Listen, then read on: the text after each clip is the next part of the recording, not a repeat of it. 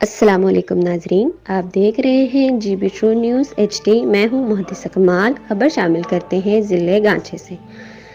گانچے محکمہ برقیات گانچے کرپشن، لوٹ مار، ناقص تعمیرات اور بے ضابطگیوں میں بے مثال، جبکہ زبانی، کلامی، کاغذی اور اضافی چارجز کے لحاظ سے باکمال ادارہ بن گیا۔ 2 میگا واٹ ہائیڈل اسٹیشن بلیگن ماشبرم کا واٹر چینل 1.5 ماہ میں 5ویں بار ٹوٹ پھوٹ کا شکار۔ GB2 نیوز کے نمائندے سے بات کرتے ہوئے بلیگن کے مائندین نے کہا کہ کوہل کے ساتھ ساتھ ایگزاسٹ چینل بھی جگہ جگہ سے لیک ہو رہا ہے، جس کے باعث رقبہ جات تباہ ہو گئے۔ بڑی تعداد میں اراضی اور چراگاہیں زیر آب آ چکے ہیں اور یہ سلسلہ تاحال جاری ہے۔ ان نقصانات کی وجہ سے عوام کو سخت مشکلات کا سامنا ہے۔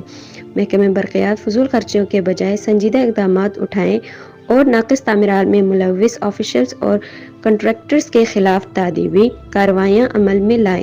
جب تک واٹر چینل معیاری اور محفوظ انداز میں تعمیر نہیں کرایا جاتا، تب تک پاور ہاؤس کو بند رکھا جائے، ورنہ سخت رد عمل دیا جائے گا۔